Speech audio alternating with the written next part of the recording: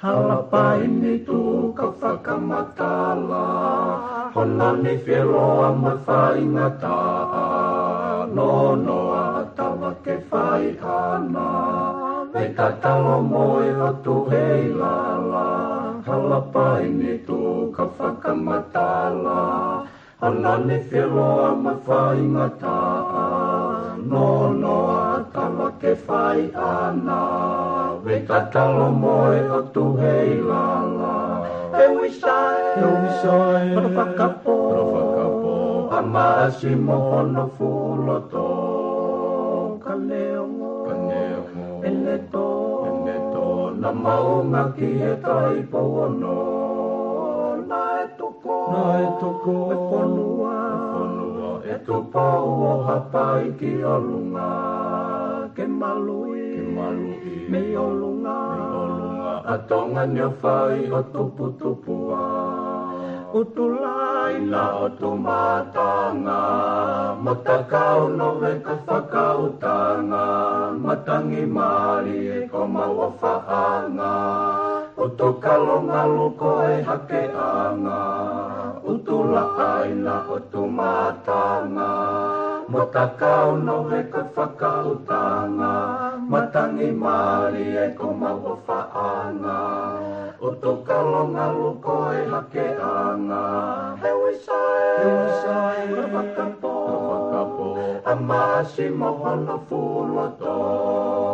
Ka neongo, ele to, na maunga ki e tai pono. Na e toko, e whanua, e topau o hapai ki o lunga. Ke malui, me o lunga, a tonga ni o whai o tupu. Lele a moe mai ko mokotu, ko e whangue lolo a halai walu, sia ko ka whoa alo i talau, lo se o whatai situ a o whatu. Lele a moe mai ko mokotu, ko e whangue lolo a halai walu, sia ko ka whoa alo i talau, lo se o whatai situ a o whatu. E wisai, para whakapo, a maasi mohono fuloto. Ka neongo, ele to, na maunga ki e tai pono. Na e toko, e whanua, e topau o hapai ki o lunga. Ke malui, me o lunga, a tonga ni o whai o tupu.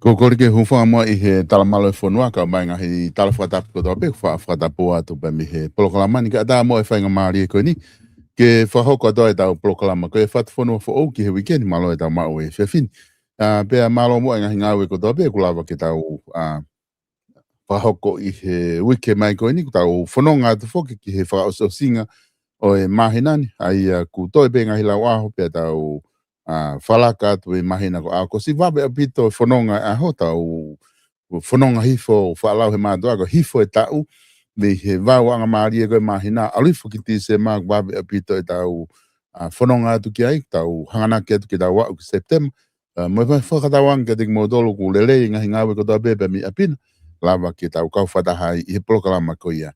O e whiawhini ko oa te taitai lele, taitai loto whiawhia, ki mo tolu ko tau peku mo kau mai he tau proklama ni. I he taimta tau pe, o ku whiawhia whoke whahoko atu e taitai lele, ki he whawhonga koia tonga tapiwa, tō tau whitu, Paula Piveni Piukal, ai aku ma iheni, I he whiawhini ke tau proklama ko ia o e whiawhini, e Piveni malo mo ai ngā ue pe mei tongan, ko ilo ko toki whiunga pe, o atu link he whiawhini, mo toki whoki hifo me he whatongia, mi whalearea ka ku, ngai whatongia ku whahoko I tongana, ka ku whiawhiha ka tongana Piveni, whiawhiha ke ngai whatongia ku lawa ke fuesia I tongana. Malo bichaloi, malo mo whanga maari, ko le tau peke uhu whanga tai pehe whakatapu. Ko ia, oi na eki hopo kere kere na mui mui mai. Pea u whihi ai he ahoni me hou ai whiawhi. Ka koe u tori mai ke lava e taki programa no whamarala venga I isiu. Waipegi mea ko loto ke tato ki whakaosi aki. Ka ke anga peo ki whamarala mai e ngai mea ku nofo ata mai mo tokanga I media. Kai pe pau toki whakalawe atu ke ki I natula ki hopo kere ko ni mo mahu inga ko e kusio ki he iku anga whi halanga ki hopo. Pea mo me ki siu pe ko ni ke ulawe ki a whikawak pa mai tau hala whanonga whakapolitikare. Koia. Piveni kau tui mahalo ku ke mea ipe eko I tongan, I he lolo tongani o ku keke doko hafu I siulahi tene lava o ka pui holo e whelafo aki, pea ku ke mahino I pe whoki ko tahanga uhinga o ku talanoa e kakai ki hingahi isiu o hake pe me leitio koe valval ponitaha. O koe ke uhinga koe leitio pe pea mo miitia koe valval ponitaha. Kaka uhinga pe ngahi isiu ukulava o hake e tāpinga pe mo lavlavu I he leitio ko ni koe ngahi tafa aki ko ia whakapolitikare. He koe uhinga he o kumaho inga ia e kakai toko lahi e talanoa koe ke tau ngahi mea whakapolitikare pe ko tui koe leitio eni o ku kau hake I hono talanoa I ko ia e ngahi isiu ko ia. Ka koe taha mea o ku kaike ngata pe I he leitio ko ni koe kau pe mo ngahi mitia ke he hange koe kaniva o ko wakai hifo kuna talanoa foki he teu hulo lo wifi ko ia ai pare mia pe me kabineti ko ni koe teu ko ni na ta proklama ko o sina o si o mai pe ngahi whamatala o pehe ku mateu ai pare mia pe mo kabineti ke whakahoko e nau hulo wifi ki hene awhiona. Kai ke umau au koe hae makatunga. Pea I he kandimana nau whakahoko o hano eke ki ai ki he office pare mia. Pena kai ki o mahatari pa nau lere e nau tolu ai news koe ni. Ka I he pehe koe he kandimana e osipe koe nau hanga tuku mai ai whamatala koe whai hulo wifi. Pe toki whai lewa no whakaikai I me he office pare mia. Tala mai na e kai ki aha a whakaukau pehe ia. O kuto ki loloto atu ngahi information ko mai e he walwal po intaha kau ai ngahi koloa na teu ke whai ake ai hulo I whi koe paanga laumano na awe mao ai whamatala whakalot whare pe mahalo koe memo hange ha internal memo na nau mao na tole whakamatala koe pa ku ngai ahoni whoki e Piveni ku lahi ai e ngahi mea pe hanko ai pe ngai whetu taki pe he koe ki tau ke ilo pe ku whe ngai whakamatala te tau whalala ki ai. Ane a whina tau pe he koe neongo e tau whelau aki mono eke he ngahi niusi ha whainga mea ke nau ilo ki ai. Ka koe nea upe koe ki he pare mea me pure anga koe hape nau tari koe tari aku whalala anga. Ka koe hange I he lahi koe ngahi whe tuku aki holo koe ni O koe ke te hanga kamata ke whakaukau e kakai koe ke nau ilo i poko whē mea te nau whalala ki ai i ngahi o ngongo. Mo e tari koko mai me pure anga ka whē hao wakai ki ai na e hao whanongo nai ha mea na ui koe teu ke whaha hulo wifi pe i kai.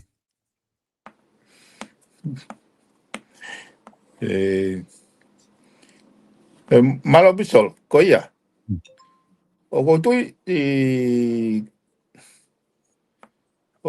o ko mea pangau tawa o ke ngai tunga ko ni koe ke lava he ngai press conference pa mo ngai media release ai pure anga o clarify issue ka tu vive ua ata mai kakai. Ka na ko lawe fukau he mea ko ni be ki mo he te ke fili pare mia. Ai mauinga ke nau mitigate i form of reconciliations i he hulo wifi ke ai mini uinga pe he ki mo pa toki mea. Ko ngai tala no kona ki muino hange ko mea kona mama mai nei o sai whakatau i ngahi mea koe mo e. Hai ko o siau foi tai mention ke he hange ia koe ka au koe hulo wifi ai meiteki, Koe.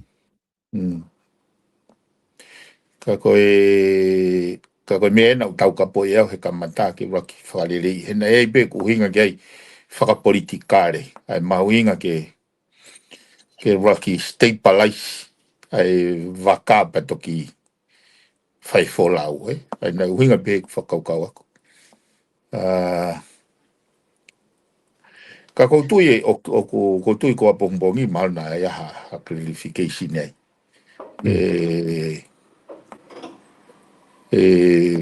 Ai pare mia pa mo ne kabineti. He nei uhinga ke he au ia he uhinga ko ki mo he ko fala ko ki mo. Ka ko whanongo ko he mea ko hoko ko he au ni uhinga ke he he ko whanongo. Ai ko hange whakapatonia ke mea nei hoko he meite ki he matatoa. Kana uhinga au ia e uhinga whaalahi ange ia he uhinga ko ni wai e ke wha. Kai ko behe ke oanga whainga maari a preanga. Ke nao maa vete foi isiu ko ia solo e ko ok mooni be ko whanonga ke he whilafua ki ane nai longo ai kakai. Koi. Ka koe mea pe whukenia na o swatokanga be ne a whio kia. Koe ne longo a be kakai mahino lewa lai whaihala. Koi. Oku iai pe foki ai ngahi miti ai i tongan ku wakahi foki ngahi miti na nau na kai na oku ke nau popo i nau tolu ia direction ko oku whahoko ko he le tio balbal pontaha i he ngahi issue for politikare ku nau ohake na e kau foki issue e koe ni matatoa ai mea koe meiteki koe a umai ki mea koe ni guai whare area koe hala whakakawa koe ni ku wafe mai eni ki he afe mai eni ki he hulo ifi o no me nofo ai ka koe ke uhinga be koe nofo ai pa ko kamata ke ai toko lahi ko nau tala noa whina tere ngahi isiu koe ni e koe me ngahi mea e ko hau mi mui e hange koe ni ko tau tala noa koe hulo ifi kone o mai pe koe hulo ifi pa tau pe he hulo ifi ai pure anga ka koe ni ko au ia ko asi mai mo un pa anga ia mo u koloa mo me ai ko ki hanga he le teo babal po nda hato ki fau ia te na tolo te ki lahi ange ne asi mai koe ngahi mea. Ka ko tio oku koe ki ila ki ne pe ku kaunga lelei ki he kakai e whanua ai taimi oku alua ngahi isi ua pe he pe kai ka koe whake ngahi mitia ko wakai koe ngahi mitia oku ngai na whahari he taha kau mitia i tongan hako kalafi na ne pe he koe ke tu ia ke mea ko ia ku hange ku ki whawha i taha le ia le tio walwal po intaha he nau ngahi komeni whahoko ki he pare me hange oku whai e taha nau alo tu o pehe oku whai mea koe ni he loto o koe ke pehe ke pou ke pure anga ka hange hofi ha whai ngā loto mamahi pa me pehe pe koe ni ihu nau alo na ki ta whake taha pehe koe mea koe ni koe whatongia to tonu ia o e mitia ke whahoko ki he pure anga pare mea mo pure anga e aho oku o whewheho wakai ke ta whaaki koe ia ke whatongia koe mitia ke pure anga moe pare mia mai pure anga aho. Io, o tu o ku tawatai be taha ko toa ke nau. E nau voice e nau whakaukau, o mai nau whakaukau.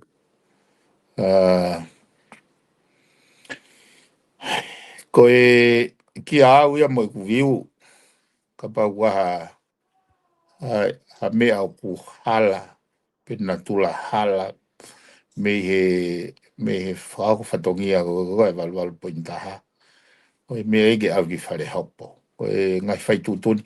Ma tui solo na e ku, na te utata ku whakawau mo. Ni lai taim na mau wha press conference ai pa hawala vlago o whawheu ia o hake issue. Ko e hanga e ku viu, ko e whaiongongo le reia. Ko e taimensi nia. He koe mea tene hanga o create tāla ngā. Pea response level pure anga ki umea koe. Nai hawe o mai u issue, u tai whaitoton, neongo na e taim ma hange asu ma whepaki. Ko huinga pe whoke hanga ko ai. O mai eia issue. O tene o mai ne whakaukau kai tuko ma whakaukau. E koe mea ko hawe ai ke hange ke tuko e mau whakaukau kai ai e ne whakaukau. Ka koe huinga whoke e nkolo nau hai. Hau ko o mai issue. He te mau tari lere mau tolo ke whahanga au ki ai. Ai ke ai ko kusio o ko anga i fa ma bobo ko natula o tui ki a society ke loko mo ui ko na o anga e fa ale ko tangata fa yo ngo le ri ko anga na u feto ka ki ola na dolo e anga na u viu o dia ma ko vai pe anga ele meni ti ai o modela ko ma ba o ko lahenge palpare mai me tabla vasio ki ai e ne to o ye tunga ko ya ma ko wa palpare ma ke ia ka ki awo ku to ton fo ke fe ia he pure anga pe ko pare mia ai source of information of ma love e pe ko valval punta he ko tau pe ko tau ta no ke lisi ko fe tu pe u wala ma me ai information ni ko le sa mo le si aya ko kapau ko le si e pure anga na o ai ko ha u boy pare mia mo kapniti ke na whakaukau pe ko mau ai information da la vlavu ma ko mau e me le sa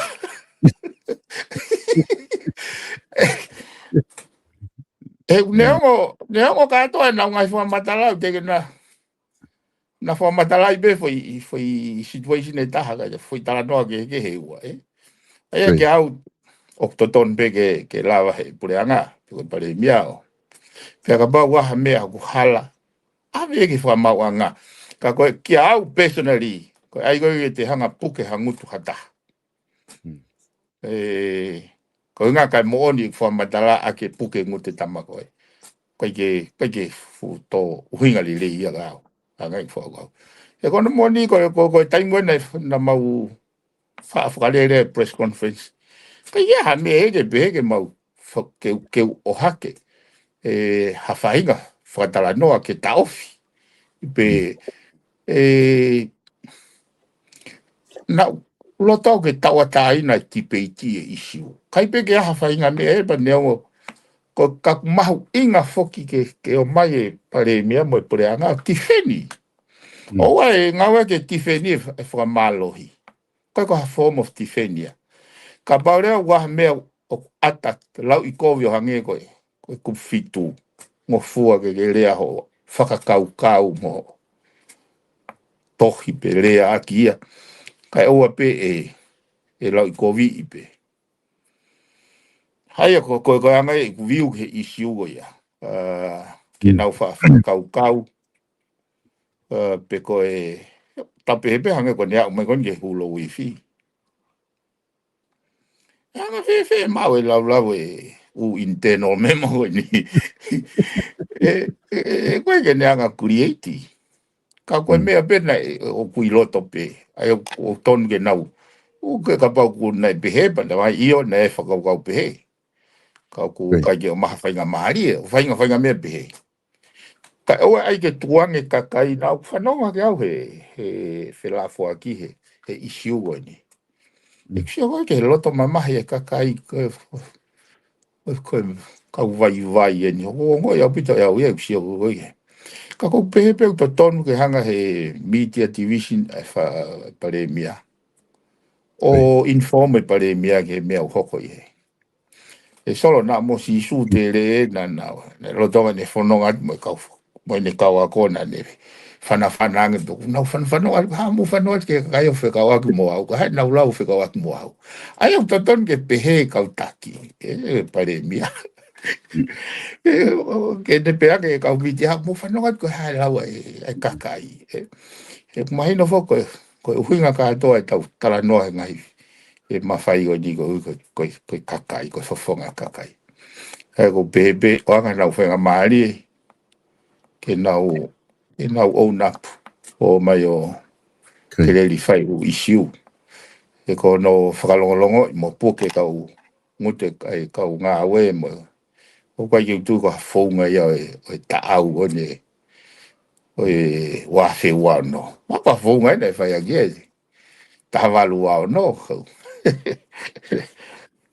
E koe me whuke whanki isiu koe nga whukini tau tala noa whuki koe ngā koe tau ataina koe mo whie mao he kakai information koe te koe whakaukau koe ia na koe katok whakaukau fo o ngā he talo ngā whaka politikare a Crispo Hiva na kau ia he taha he ku manatu i e taha mea na anihanga o malanga i lahi ke ave information maho inga information ke ave kakai hono pripe nau tolu ne mahino i be ia i mo kau tangata na nau tu umai he ngau whaka politikare na nau mahino i be na tolo e mahu inga information ko tui ko taha ia e palapalema e whepaki mo preanga ko ni he tainim i he kai ke e te hange ko tau pehe ko na e hawe balbal bon taha ta mai ko no ai me ana malu e ko kere na ni mabalu miliona ke o mai CEO nan da mai o ku wafitu miliona pe mo pa kuna fata mo oni pe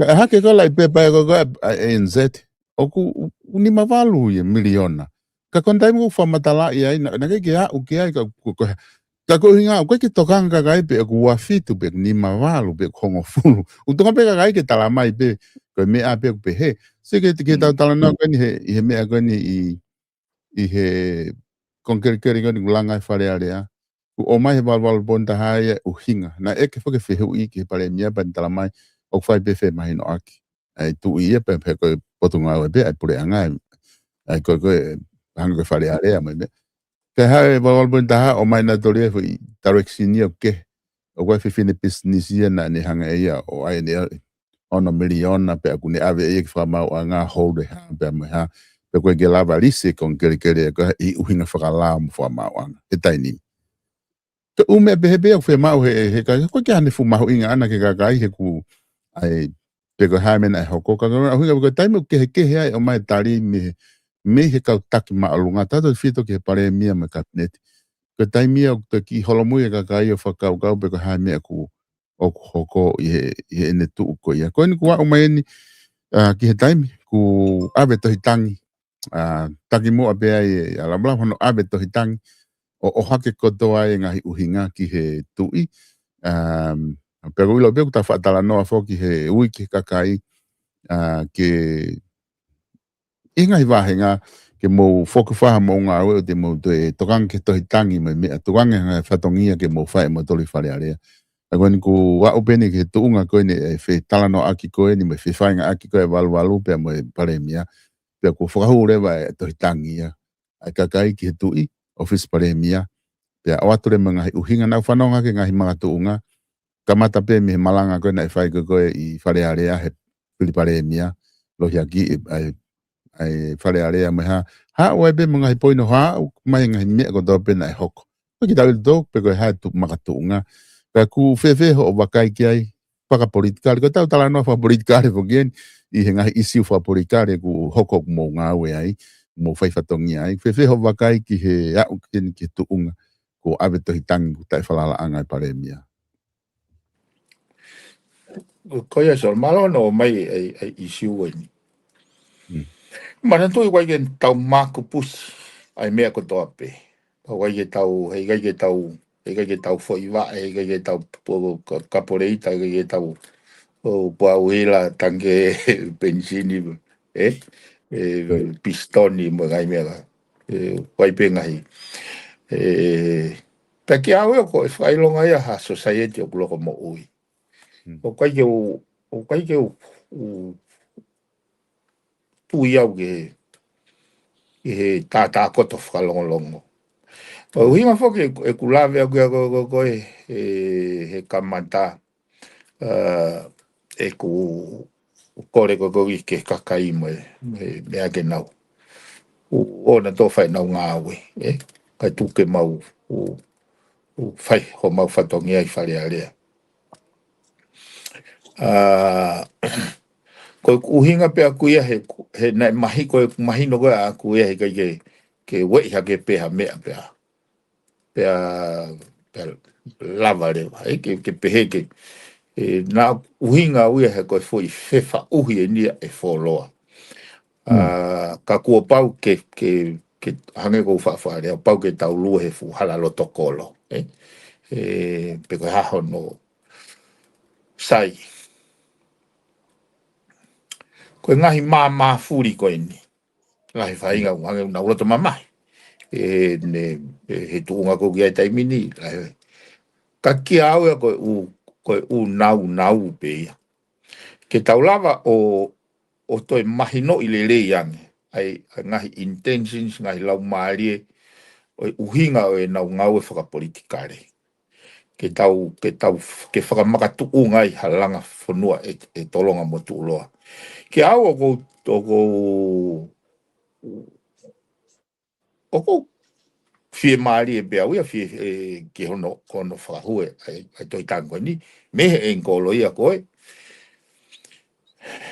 taim ta tau pe ko sio pe ke o whakapoto o wai nau uke kakai he ko taha whake mea nau no whasio ke ai kono involve koe kakai ke ngā ue I foi dimension koe mama o kakai o whai koe ki he raioti ke mea pehe ai na kau ia mea o ko mahu inga I ai ke urea I whare area he ko ku he whakakau o whanongo ai ngai whai ke mo whalere polokalama koe ni he ko tui koe mauluta pe moe tolonga moe merino moe hala whanonga whakapolitikare raku makatunga he mama pakulahi pe o mea ko lava o wako pe he anga ai ngahi mea hoko matui koe ngahi konga ni na whangau e ke li kwa niu ai ne whenga koe ke lava whakawhetaula ki e reality mea mooni mea kou hoko he atakai pia moe ngahi ideals ngahi principolo o mai he whakakaukau aia koe hangi koe ideals koe te mokalati hau pia moe wesite na ne hanga whenga ke whakawhetaula ki ia moe reality o atakai whahinga kakai whahinga mindset whahinga mahino whahinga resources mo whahinga culture o Singapore aia pehe anga nei pehe anga whakaukau wai kaha mea ko cut and paste ke ta whoki po pehe mai o ko te mokala tieni nusi lau ngā ue e a mautolu patau formula foi assumption ka pau ngā ue nusi la tatonge ngā ue tong ka koe context o kehe a takai o kehe tūnga mahino o kehe tūnga resources o kehe ai o pehe anga koe ku ka kia au ia e solo ko whakawhawhai a pia uia ke loko mo ui society o hako tāla ngai o mai ha me ho ha ai ka kai o mai o kui kai ke o kau he tui ke whenga ko no oppress pe ko no puke pe ko no whamalohi ka kai ke ua te nau tala noa ke anga e nau whakaukau me mea i ho nau rato ai pehe anga i koe ai a koe ke pehe ke tauhanga o controlo pe engineer ai anga i tau whanonga he fufoi i space koe ni oi politiki pe mo o kai ke tu ia o te toni ke nau nofo o tau aki whakaanga ke au o mahuinga ka au ia ke pure i lere whanua ka ui kai ke utui koe whaunga anga maheni ai tā koto pe koe o whi whakaongongo aki e lawa i o ka ke au eu koe totonu whakonisu tōnei koe ke behe ke whakangata ai tohi tangi ia ke toki whai beha kaunga whakawhonga wharearea ka koe ngai whakailonga e uloko mou i society o koutu ia o ku wai pe meuritia mai makatunga e tohi tangi te kiu sia o e tohi tangi ke uhanga wai pe moi umea o mau ngau e kia hange koe umea koe he atita ai o kai ia haku whakanga ke foi dimension ko ia o ku ngau e valval pointaha koe mea pe ko o toton pe ke whawhakaukau e ko hange te atu kani hange koe langa koe wharearea nai hufi tu o ua koe foi mea maonia nai blaki hufi he wafe wa tolu pena ku kau watu ki ai na ku fehu ia au pito madugo na tok hu he wafe wa tolu pena ku fehu ia au pito pe ko ha hinga ne kai ke mau kau ai mau tolu i wharearea ono tālanga i mea koe ni ana elite ai hufia koe ni he panke whakalakalaka pia nai whaia ki mua he vote of no confidence koe i September wafe watolo ana ku to o vale pe o he no to hufi koe ono to hufi koe tau gosi ai foi whakakoko ta tau pe koe wharearea koe o ko ilo e au ai palpare ma koe he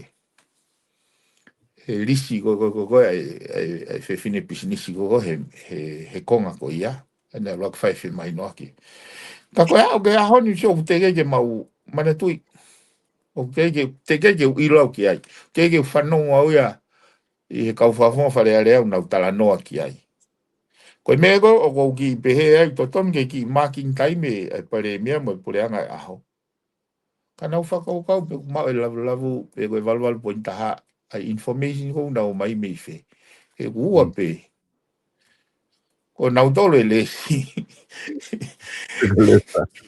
pe koe lesa ai au tau pega e ksio koe na tole pe koe office pe koe ne office savea kere ai go kuia e o gi he control ai pare mia mai office kere ko palasi ai mi ki au pe kuanga to don bege na ki e o te na hanga o hange na hanga o rapisi pe me o mai la to don ke na clarify mai ko hanga ko e fanongo ko a ku make sense pe ai o ku make sense ka u ai forma tala go mai va la pointa koe whatongia le vai ai pare mea mo pure anga ke na anga o clarify u issue o kai ke tui ke whakaukau koe ui koe koe pehe mai beha mawhai o ha mea pe tau to fua pe koe ke toi process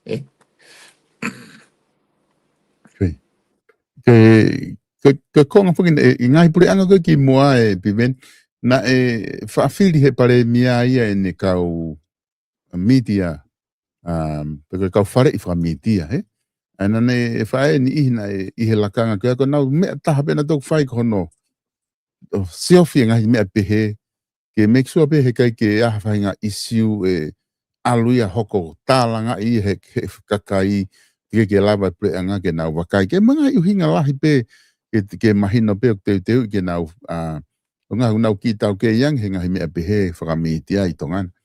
Ka ko hinga o tike ke wilo iau he tu ko ne pre anko ni pe o ku iai hanau officer I me ta whaakea ke ne whai ngā ue ko ia ke whakapapau I he kai ke au pe he ko tuka ngai whatongi lava pe ia o kai ke pe hau tai malava pe he pare mia ia whai ka koe ngai whatongi whoki ia o toi mamawhange hono mo timane ngai fie mau ia koe ngai minister ki he o koe ngai tuku ke taimi ia ke loko ia taimi ia ki he mea pe taimi aloha toi ngai whihe ui tuke ke nau fuma teu pe koe hao koe tari ke he koe taimi ia kamata aluhake koe hono whanga o koe ha tawhaki pe he tainimi he pure anga pe I kai pe koe ki te fuwhia mau ia I he lere mai koe tainimi.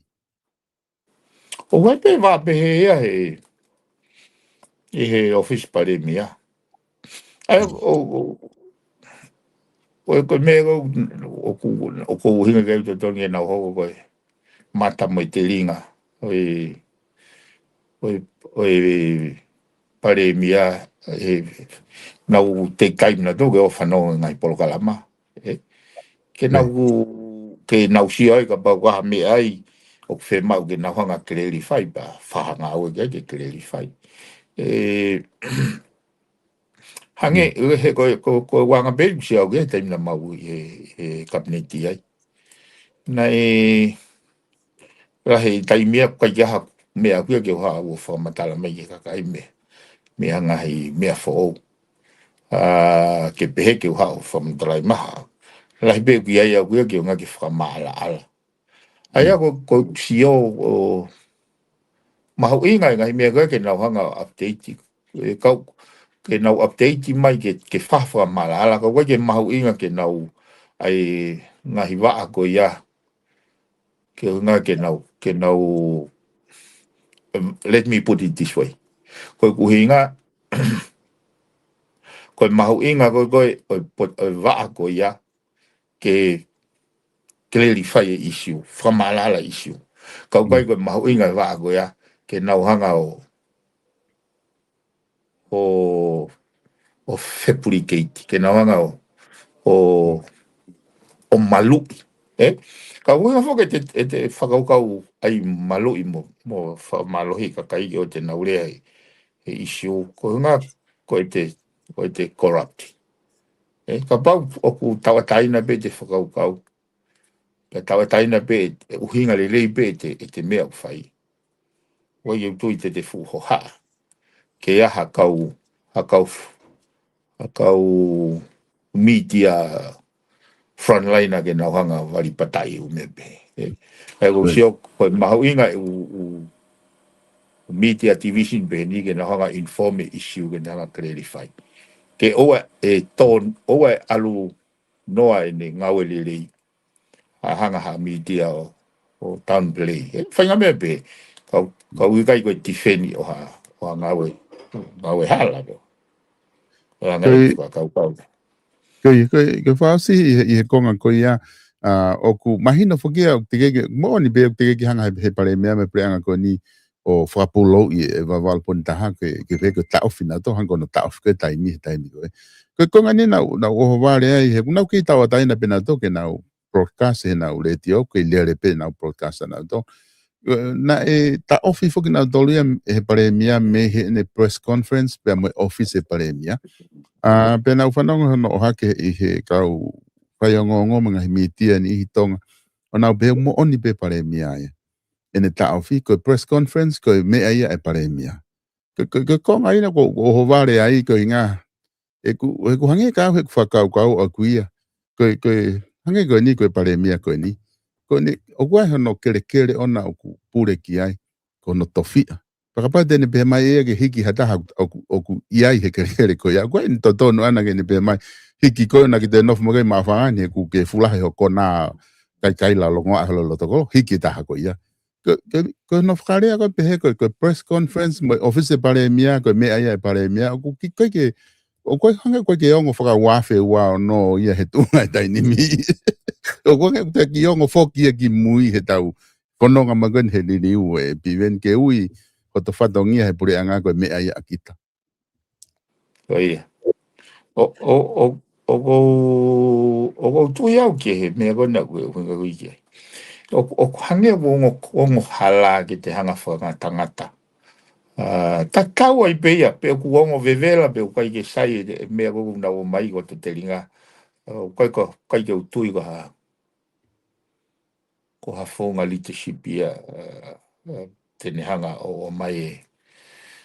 Ai langa whanua i tolonga mo tūloa. Ko ke au mo ku viu to tonu o ku hala kono taof e wala pointa me he media mo press conference ai pare mia kau tonu kene ko me tonu ko ne hanga o whailo ke whamawanga ka pau ka me o ku hala ai a kio anga ai whakakau kau ako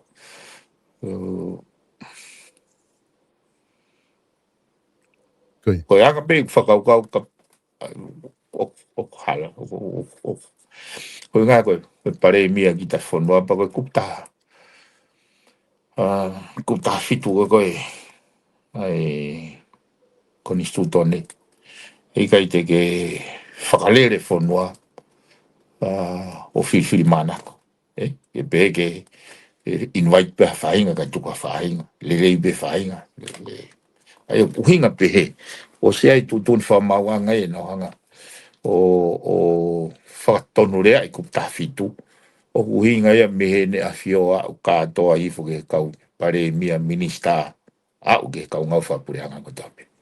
Pau ke nau whahoko nau whatongia. Ka ia whiwhiri mana ko. Ai koe mea koe ke nau ke tariu i hata ke lao ne toni ave ke lao. Ka koe kono tau whiu koe iero. Kai ke. Nei asea ke pe mea whuko iau te ke pea mau malolo matol whare alea.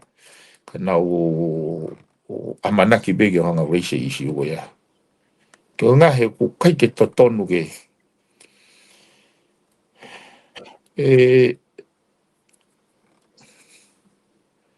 koe umea whakatoko lahi. Koe pako ko mautolu ni i kauwhawhawhonga. Koe leo e kakai. Katoa pe, kai e behe ke toi ke ai bege o pofa tondonu ke leo e kakai hoku wahenga. Koe whaunga huki whare area o whau mai hoto wahenga. Ka koe intentions po koe tau moa e te ngāwe. Ke le rei whaluku fua e kakai e whanua. E koe kakai whanua u kawai pe, ne a whia u kawai pe, ho iki u kawai pe mai kakai. E koe ka species ke he nato. Koe tau pe po kakai whanua o ku holistic ia. Kau kātoa. Pimene ko ai ki whehu i hene tolu ko mai. Ke taki hupe mua ki ai ke koloa peke taki ia o ke whangi whehu i koe ni. Ka tato ki whoki mai ke konga whaosi koe ta polokalama. Koe whehu i uloa ki o mai he taha koe niu ne pehe ke ki eke tonge ka koe. Pe koe ha o sio ke fuakawa koe ka wharearea ke nau tuli loyal ke tui ka nau tautou ai hulo wifi. Aia koe whehi uloa ki ia ku ke hepa koe uare vai aku me mei alu tatau ia i he komiti koe ni lao o ku ke sea ai. Ka toki o atu wataha i peango whehi i koe ia ka pai te ke ki isi o ke ki whehi uloa ki.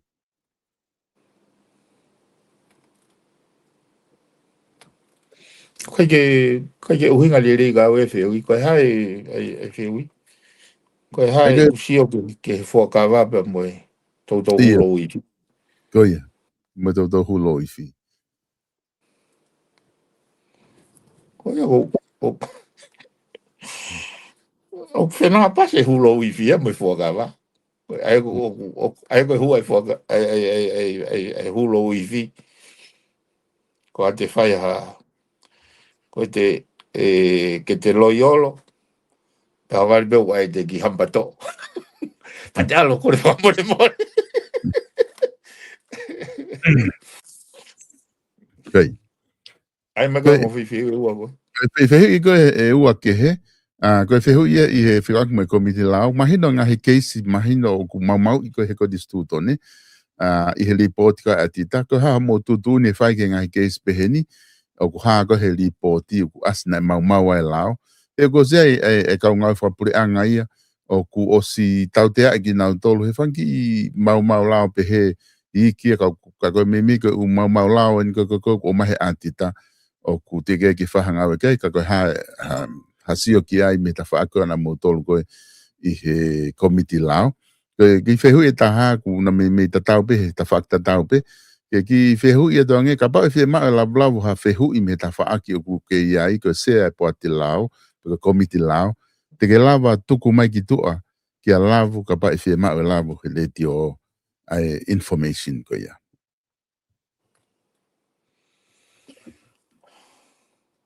Sai. Koe rak whehui. Whikawa kia pe mo ngai isiu konu uha ke he mea. He atita he. O kai whukia ha mawhaia e mau komiti ke mau whai tau tea. Koni sutone he kai tau tea I hata. Ai e whakamaui.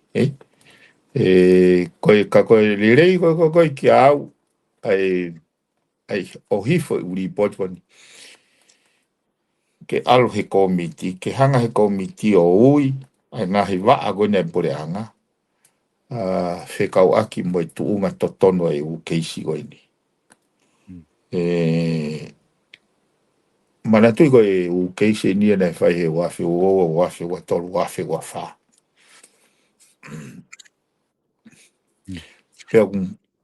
Anga maheni aki pe koe o mai pe uri poti o ki tālanga I hake pepa, hiki ni mai o tali pe avere wa tuku. O tuku he ākaiwi. Ka koe lau maari whake whakaukau.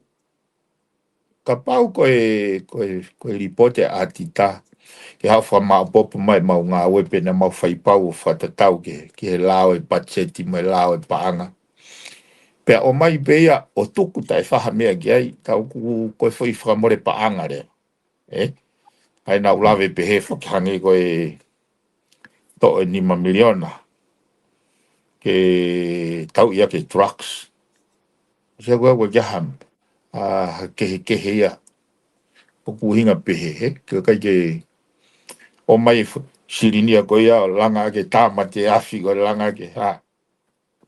Musa koe ke wahane whirawe ia nei pa moe pepe stau mua.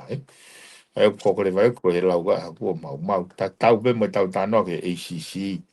Pau osange tau allocate paanga ki he. Ke ACC. Oku osene tau e via ko foi keispe taha was frai lo pe foi. Ko keispe ka wa beni keispe haku. E toi foi.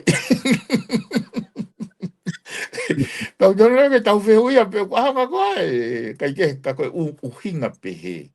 E tala aki ai fua I te ngā ue. Kai ke. Ko no le rei ko no ai ke komiti. Lava whakapapau e umea koe apa toki averewa e recommendation ni. Ke toki whai ngā ue ai whakamau anga ki ai. O tui koe ne māu o ia, ai ko kuhinga take time, kai ke pehe koe, foi o mai pe, ramai nai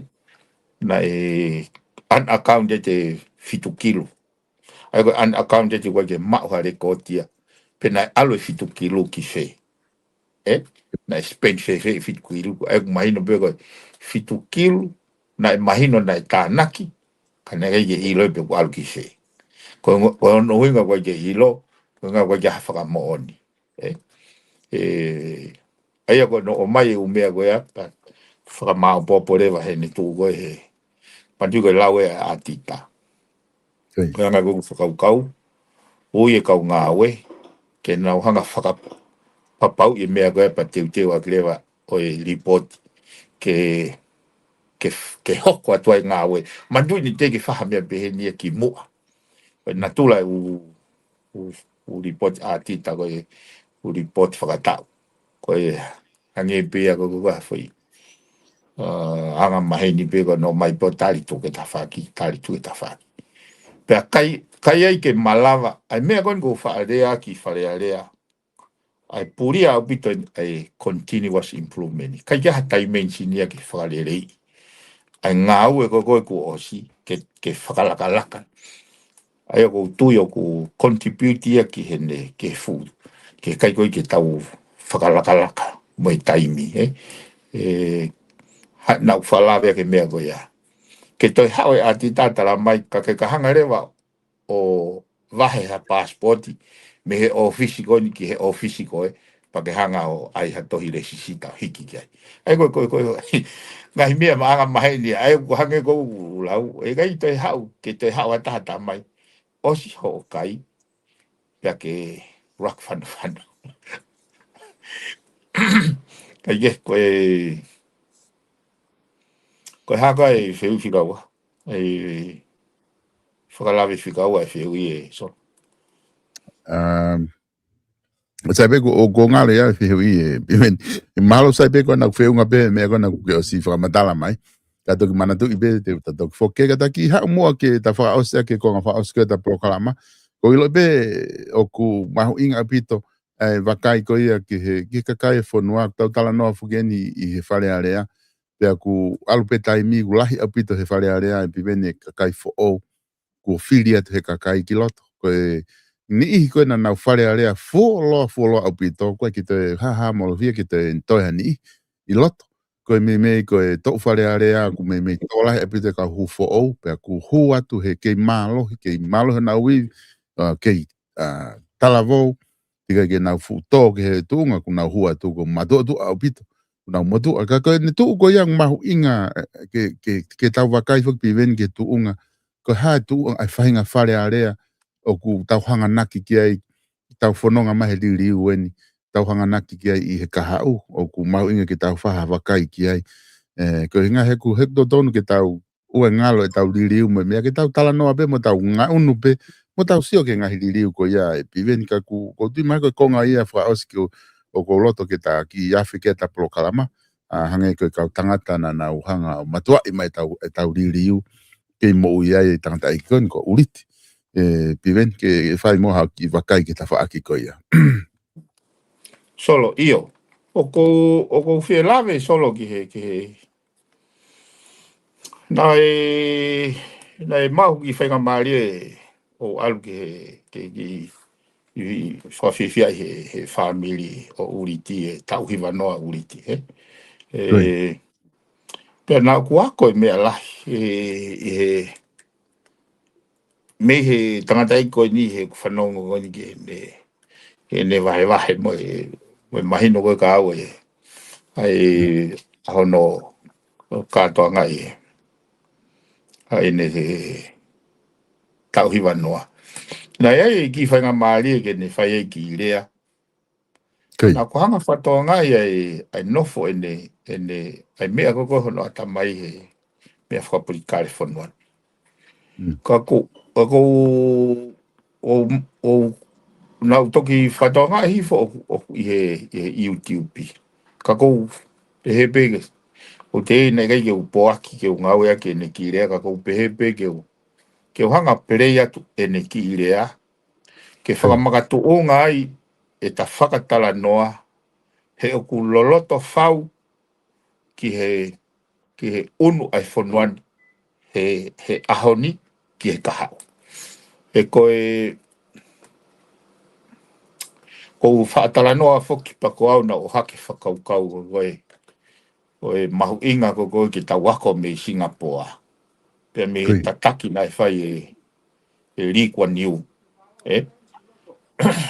Ka koe unofo koe uhinga i whata noa solo hene te ke fu unofo whakakaukau u loloto o ki he tangata i koe. Toki nofo hifo he ne pefte o whakaukau loloto ki wai me o ku ata mai gati au. Wai taimua o kou whenga koe ke tala noa ke tui mai e kau wharearea pe koe kau taki. Ki he mō tolo mai whakaukau. Nai o mai e ri kua niu, o li riu aki a Singapore me masiva ango. O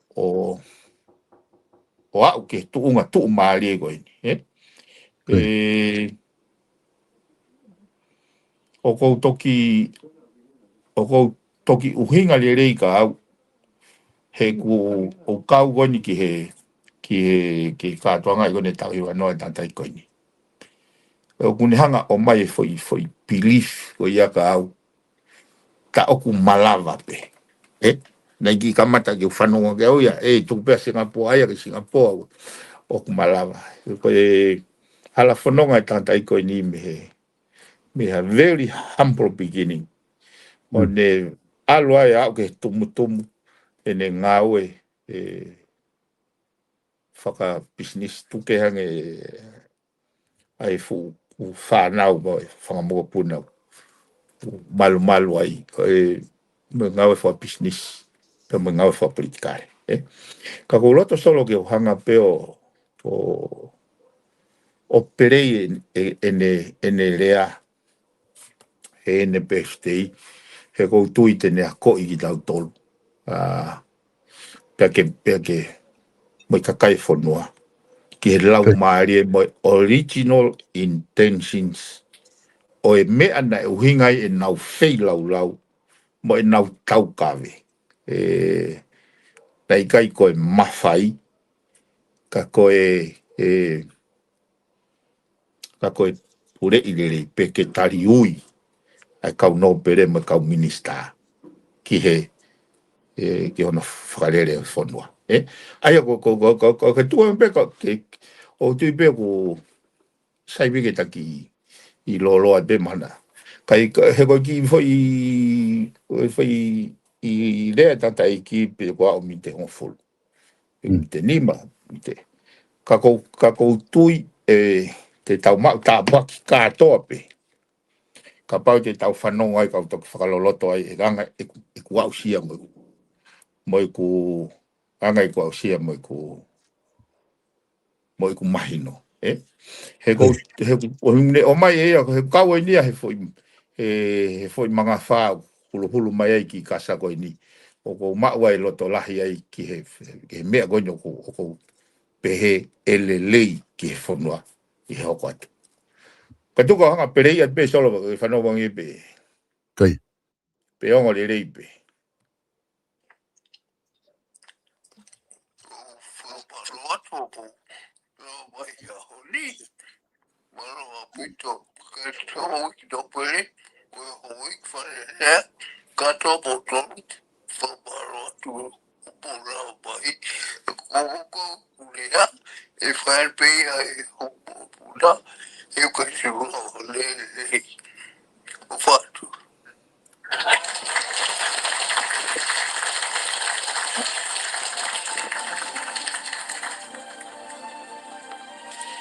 Ako tau mua whawhetai ki he o tua mafi.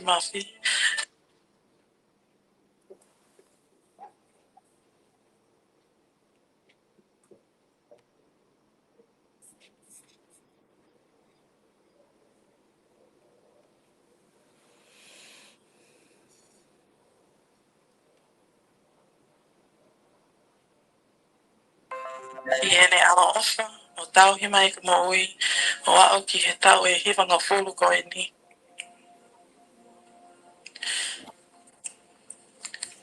O kona whakamalo ki ko waifi o whina ko lo isa. A ia ko mawhi a whataha mai, e he ngahi tau lahi o e mama ui.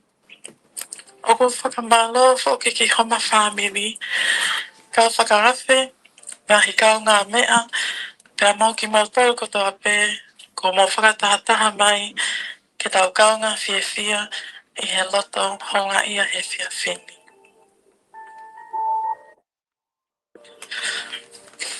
I au si e tangata e tau e hiwanga fulu, o ko le liu e anga e ne wakai ki he moui.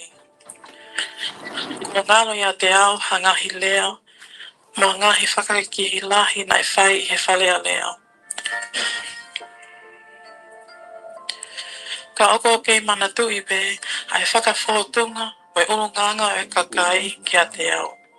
Mai ngahi kaunga mea, e lawa ke mau ke whiohi, ne ongo ai kai ke mau tui tatau.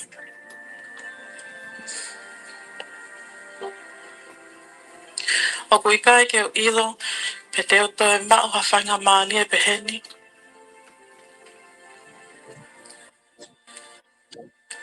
Ke lea atu ki a teki ki mautolu, hange ko e whiawhini.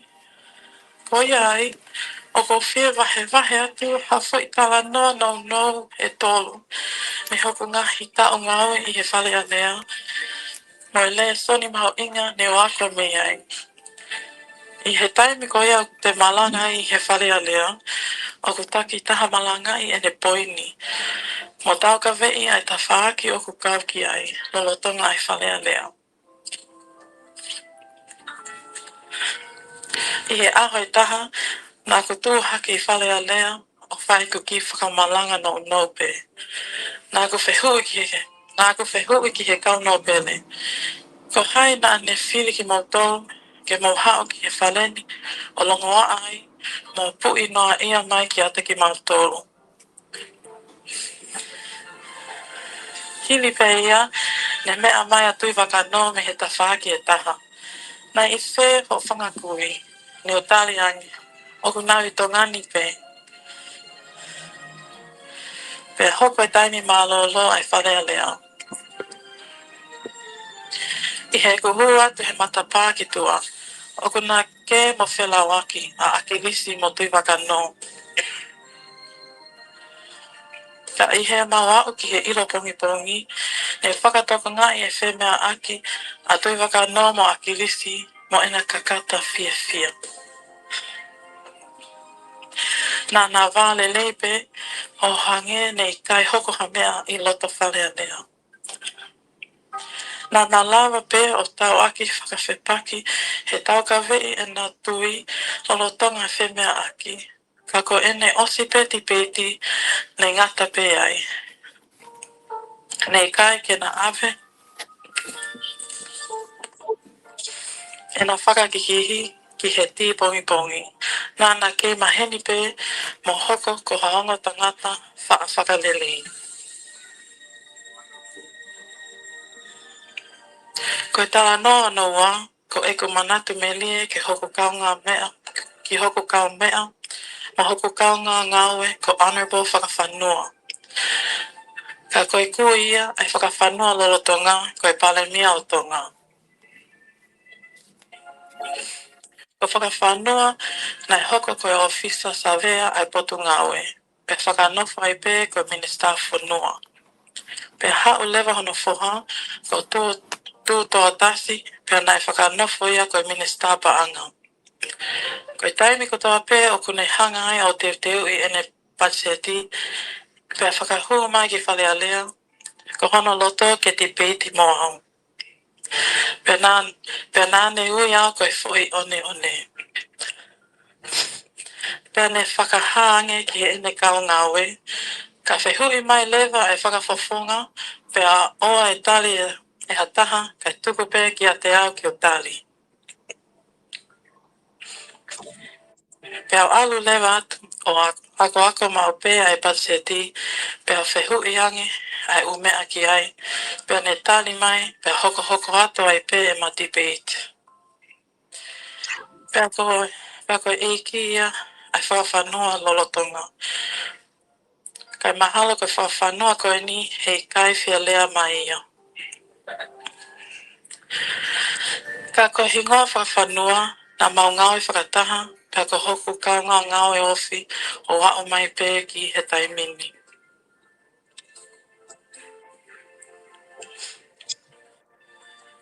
Oko toi mana tu i whoki ha mea e taha. Nai whakahuru atu e kukole ke poaki mi he whare a lea, he nai whia mau ke wholao. Me mea hake a luani, o whakaha atu ki he sea o e whale a lea. Ko e loi ka atoa ngahi uhinga, oko ne omi ke poupou i e ne kole poaki. Lolotonga e whakamalanga luani, ne mea mai e sea, ko e haa lewa e mea e hoko ki he ene wahe. Me ata luani. Sai be vahe ia. O te ke whae e koe ha mea ki ai. Ne mea mai e sea. He kai tali ho whakamalanga.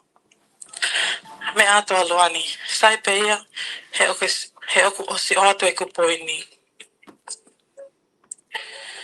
I he eko whoki mai mi he eko whalau. Ne whakahoko mai e mea. Na e mea aki e luani. Ka ihe malo loho a tā e whale a lea he ahoko ia. Ne o lue atu ki he kuka, ako i loto aluani mo veikune. Ne o eke ange, kai haa ku mo i heni ai, pe he au na ke li poti kovi whekawaki mo au. Ne mea mai luani, alo awe au ki hoku api. Ke pe he koe te ke au, ka mata e lata mautoro heni. Ne o heka lewa ki he ka, o awe aluani mo veikune ke hona api. Me toki osi pe e mautu whehanga ngai i he tauka vei e mautui. Ka nei kai ke maulau ko ho maufili ai taha nane omi e poini. I he eko wakai atu ki ai he taimini o ko whakatoko ngai ko hanga whakalaisi e whaunga o hono tauhi mai e ngahi wāko ia. Nai a koe e sisu ka laisi o ku monu ia ai wha whakalelei. E hui a ki nau tolu koe whanau ai otua. O koe kai uhinga e whakalelei ke tau whakalongolongo. Sia ke mo o ni. Pe ta ofi e tau ka po i e mea o ku tau tui o ku tau tonu.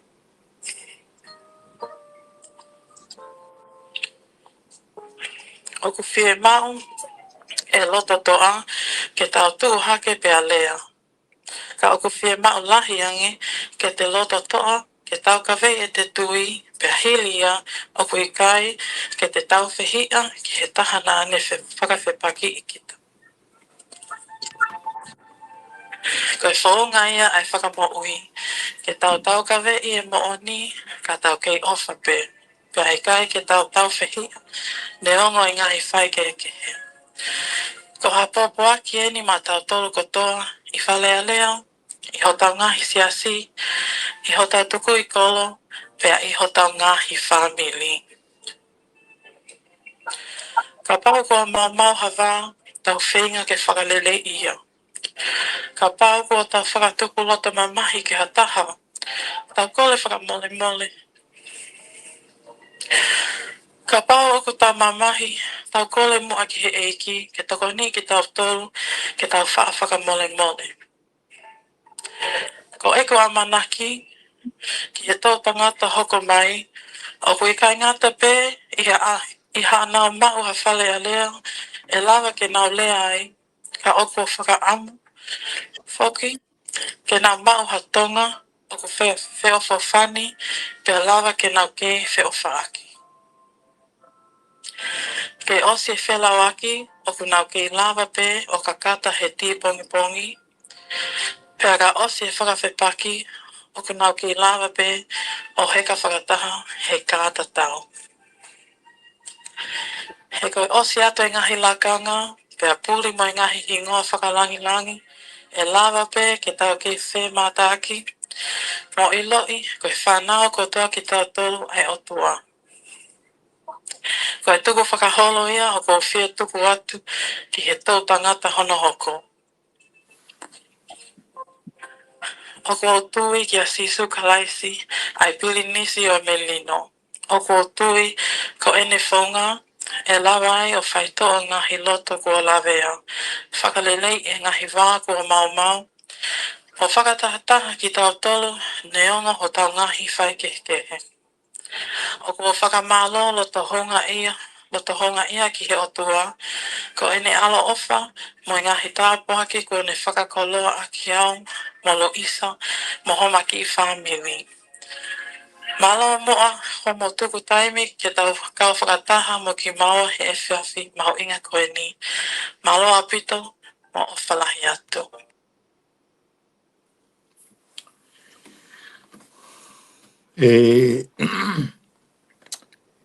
Solo. O ko ki mua ke o lave ke ko ausia aku ko mai mahino ka au mai ku honga ia mo fama winga ai fe lau tanga dai ko ni ko fe lave o ke fe kaula ne anga o mai pa ko tui ko ne fangi tala no mana ku mele ke ne ngau i fare area e tokoni ke tau hanga whaka makatu o ngā whakalele ka koe mahoinga kau ai anga e ne whakaukau e ne ao ni ke futa matua koe ni mo ne sio mai ki he tau tangata hoko mo anga e ne whakaukau ai une pehe hangi ka te au koe ne whakarea ke tau tangata hoko e mahoinga ke iai ha whare area ke nau lava rea ai ke koe tau kawe mo i whei laulau na nau whai ke ahare o i kakai hono tālanga i e tuku hau mo anga hono whakalere whonua ka koe pia koe anga koe ne whakata noa neongo o ai ngahi mea na ne hanga o whakaanga i hou eiki hanga hou eiki o whakaanga i ia pa nau tipeiti kana e katoa e umea koe ane kai ke whai aki a hatau whehia pe ko ha whe mau mawhai koe hange ka te au koe kanoloto pe koe mai alalo e ne taukawe ke whai e u whakalerei moe ngahi taukawe i e te mooni moe ngahi totonu moe ngahi kai mai alalo aku pe ai ofa ai ko kuanga e whakama opo ai mahu inga ke oua e o mai e tau whehia ke whai aki o whahoko o ngai whatongia ai au uhinga li ia ka au koe taha whoke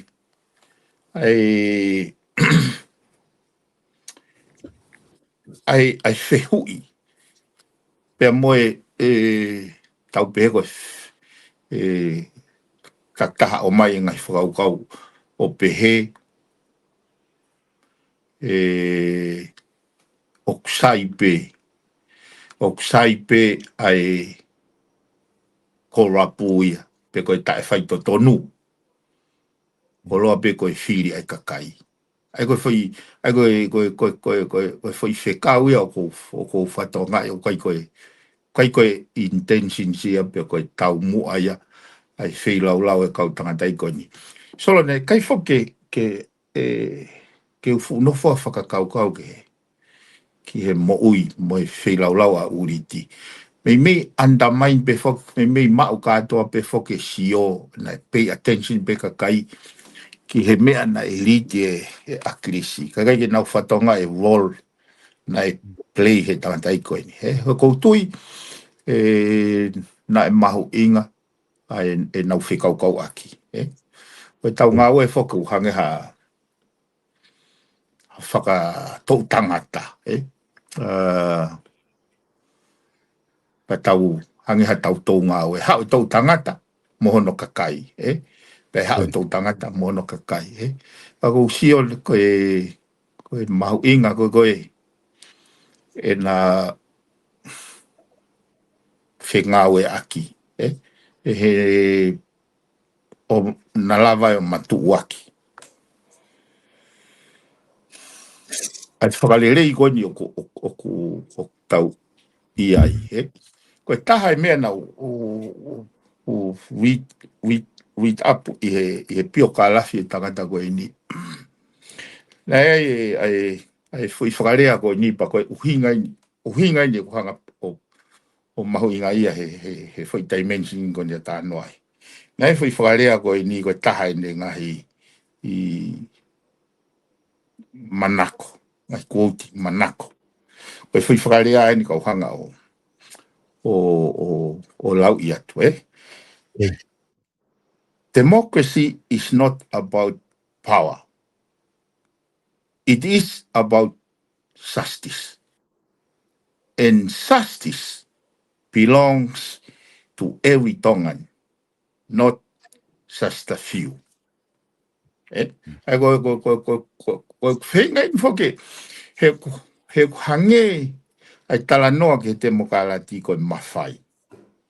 Ka tala noa whutau ai solo koe te mokalati koe tariui, accountability, koe good governance, Aia ke foi whakarea koe ia, o whakirewa i whakaukau ki he interview ia o Akilis.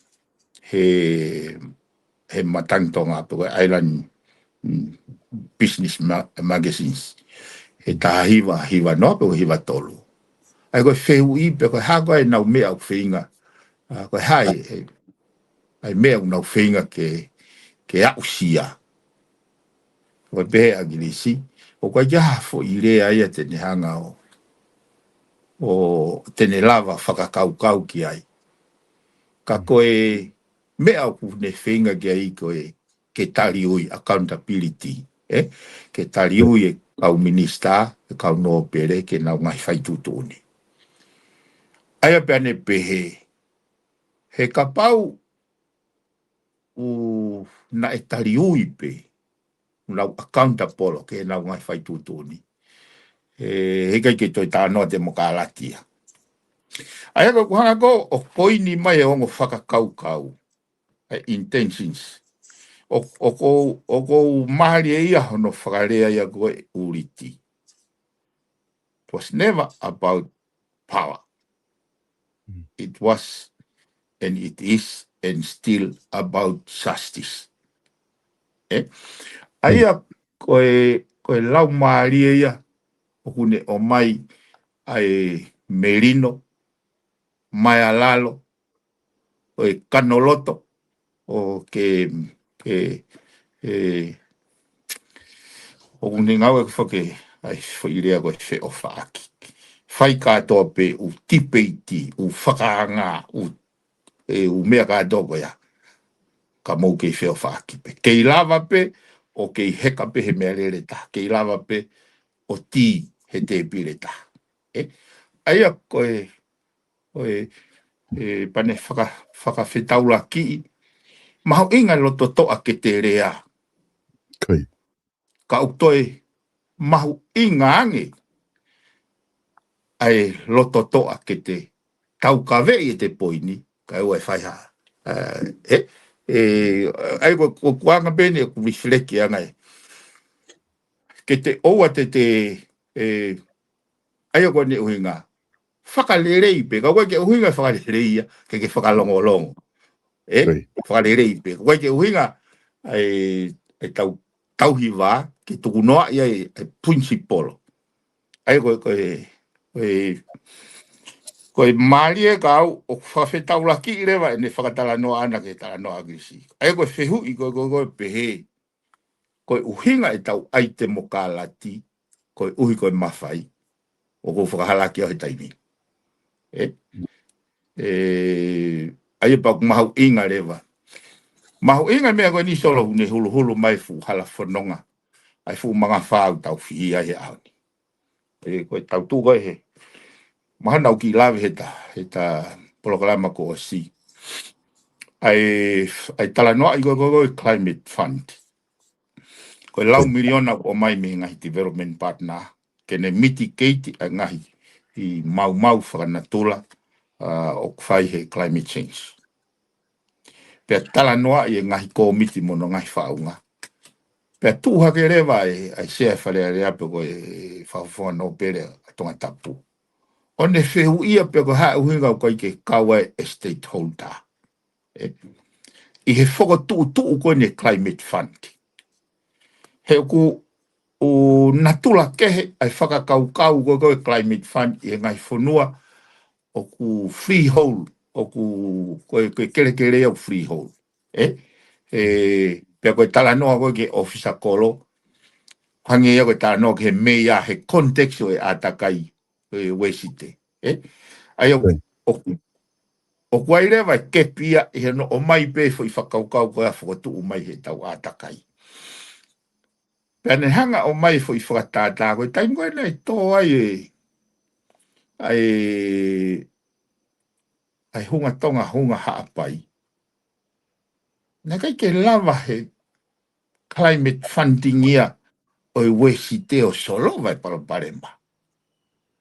Nā e pau ke hu mai ai no pere mautofi aia, kai toki lava vete issue, ai impeki o climate change. Ai oe ni whatata e hanga e ata rewa, o mai hono kere kere i hifo, ke hiki mai kia ia atata, ka mai ene awhio ene kere kere e wā ke hiki mai kia ai whangi motu oia. Aia, ko me ene nei hit home ka au.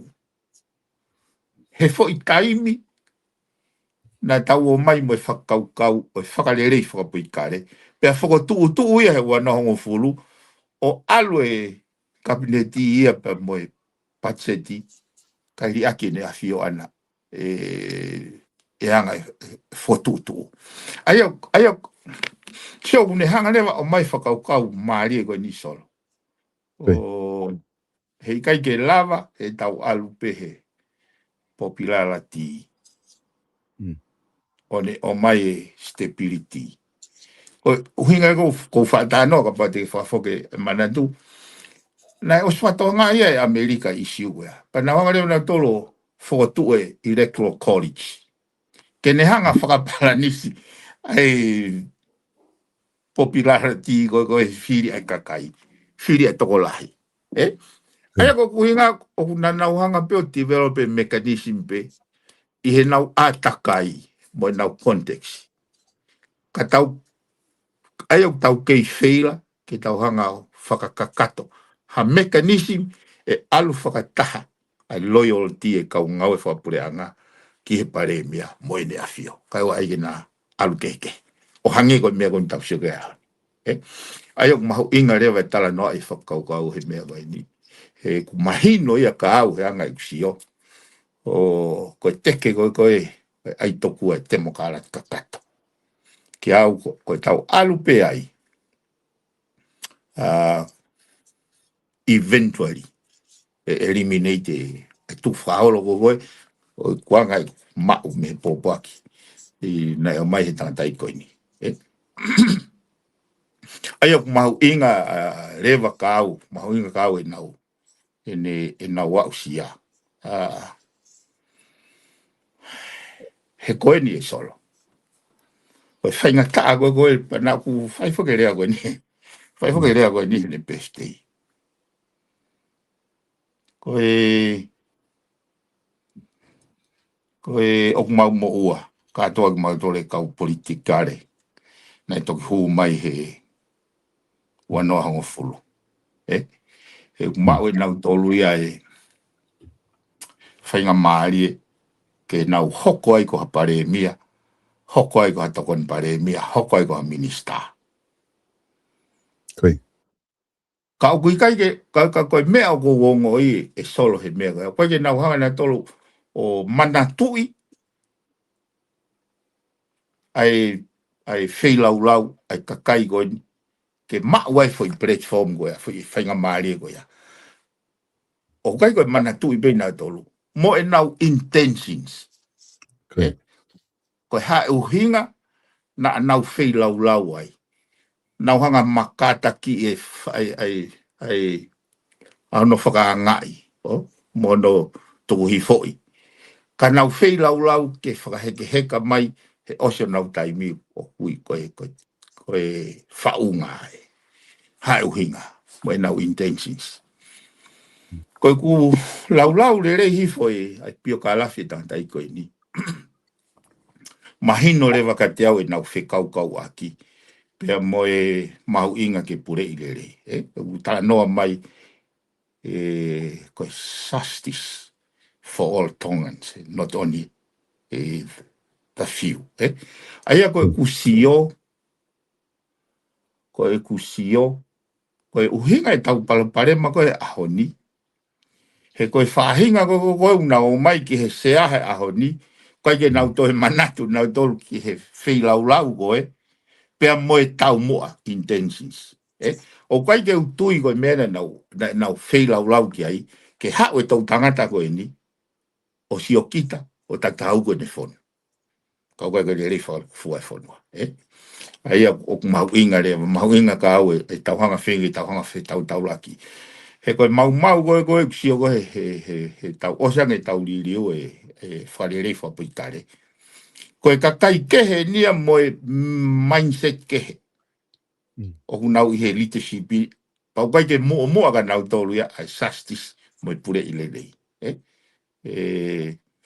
mo aga nau tolu ya e nau hange nau to duplicate nau tolu ya ai mafai hange o mai le anya ko na ke o haka ne nai ko unga pe ko ko pare mia te ta ofia ko ke hu mai go ke press conference so ke he ai mindset te go ya ko ko tau mo ko ui pe ko au ve o pare mia te wala o mai sipoti te ke house to ngan te ke o mai fare area ai ko intention sia porque me go pe o to ton ke tau hanga whaka ton i he dimension so ya ai ko uhinga rewa i kulau ko mau tolu ko ni o mau mo ua ke kau tangata i ko ni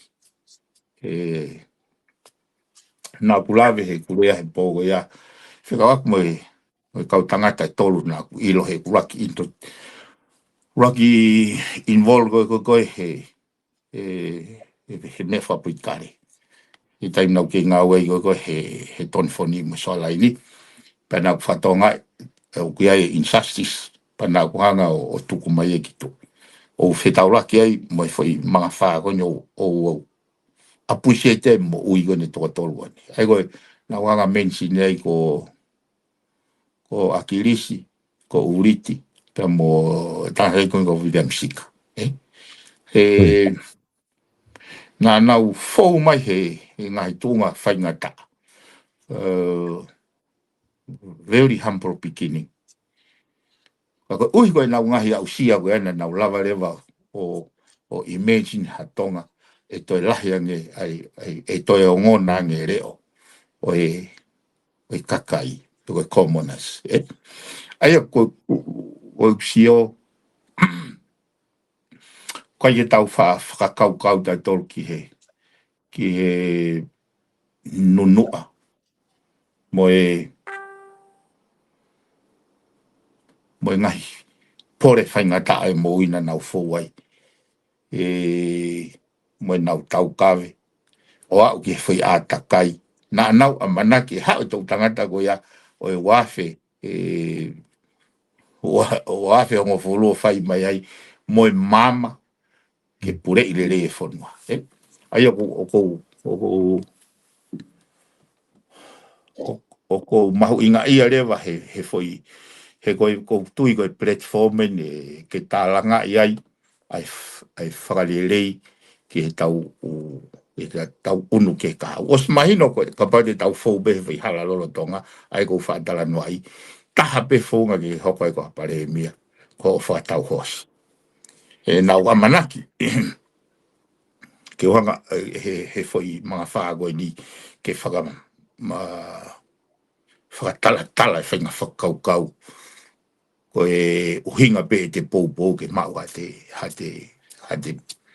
tunga buka hate benefit he une to'o ai loyalty ke ngai mea mo ni mea anga mo ui ai society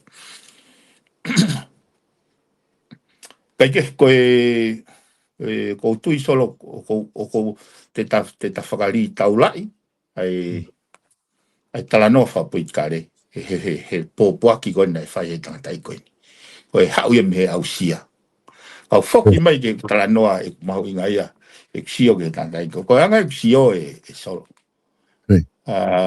o kuikai ko hasangato taim tatau he is not an ordinary man koi ko tanga maheni pe aku o nofo whakakau ki he hala whanonga tangata i koe ni mo i wheitu o kui ai he aami koutui te ta akuri e whakaukau ni o kai ko taha ko toa pe o kua o tau hiwa ngō fulu une kei mau whakapapa e ne fu whanau wana whangamoko puna. Koe ku wakai koe he kusio ki he kei lava he kei mau he tantai koe ne whakapapa e fu whanau. Toi amoangi whakamoko puna, toi amoangi ai whakamoko puna whikaua. Koe ki au koe testimonia that he is not an ordinary man. Ka wai e uhinga ia, koe sangato, pe tai ahani whihalaki. Ka hanga he taha ko toa pe o appreciate e moigoni. Ka koe me na ulawa whatawanga e solo. E kusio koe ki he whaingataa.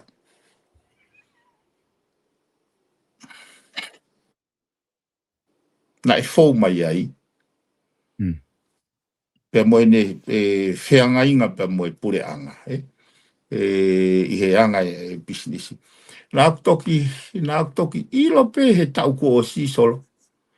Koe foi waka e tolu ai tangatai koini. Ne tutuni ai Port Authority. Ke nau ave o whakangotoi. Taim ta tau na aku iloi, ai lahe ngā ue na e whai ko hono whenga ke whakarerei. Pea nofo whakakau pe koe whainga lau maari e whewhe. Kai ke ufulawa mau ke anga historia e nau whenga o atu mai. Ka kumahino ka te au nei lahi palopare mai nau whenga inga.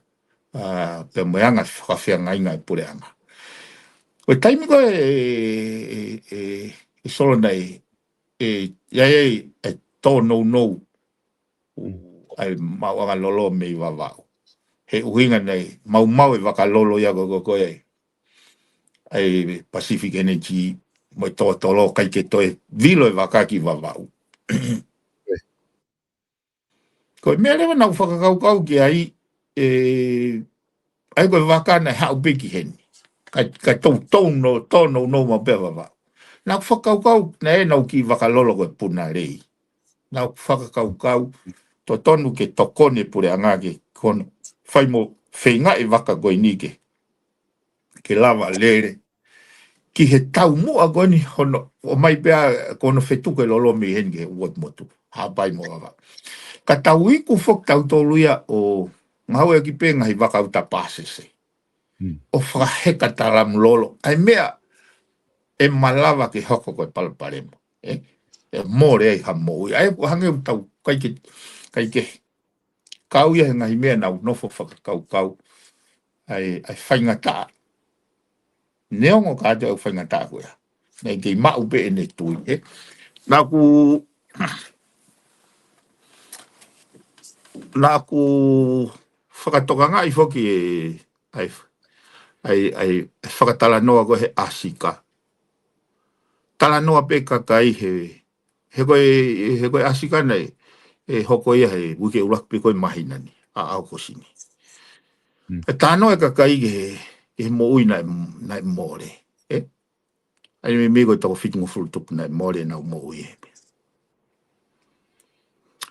Te kei tō taha ke utoi whanau au ke whahatala noa ke mo ui, ke ngahi mo ui nai lava whakahauwhi. Ko sio ki hataha nai mo ui he foi disasta koe ni. O koutui o ku nau whakamahu i ngā i kotoa. Ai mo ui e tanta i koe ni. Heti noti. Ki he waka a uriti. Te koutui neka ke meitoi mo ui hataha ia. He whatamako ni. Koe tala noa koe nau whanongo. Ka kokusio koe ke he fu nau e tangata lahi. Ai hoko e ne ngau e whakapisisi neongo hono whakatanga i. Ke hoko ko ha lavenga monu ia anga. o e kakaina na ufolau he waka koe ni. Ai na ku whanongo he pure anga aho koe ia. Na nauhanga whawhainga ta ia e waka. Ai pulupaki ke folau. He to kua na ikai ke siwefi. Ka nauhanga whakaata ai asika ke folau. He to kua koe waka iau siwefi. O ko whaalawe whaksolo he whaatara noa. Ai puri mea ki tau tolo tau amui. Pau ngau ake whairea koe ni koe invisible hand. I he fufoi meka design whakarewerewa e ne awhio. O tau toki lava peo toki sio ki ai he ne hoko. O whanau ngona e ta ofi he marini ke wholau. Ka nau tuange ai asika ke wholau he whiafkoia. Pena e lava ha hoa taha o ina kehe koe mea. O ku whaitutoni ai pulupaki ke nau wholau nau tau. Without the permissions by Port Authority. Koe mea ko pehe ai mahu inga koe ai ngā ue tangata koe ni. He ko ksio, he is not an ordinary man. He was a man of great faith. E ksio koe aku. E ne lava o stay polope. Kai ke frustrated teu. Kau ne nane mau pelo to lahi ke ne. Persispe he mea o kutui gai he ne principle. Nei kai ke pehe ke hoko ngai whainga tāgo ni ke deviate pene ngai te whitoi tui. Te whitoi principle. Koe hinga e kuwhatanoa ki ai. Ke pehe ka pau nei kai ke talanga taa. Pene tau pene kai ke ne mauhalo to lahi.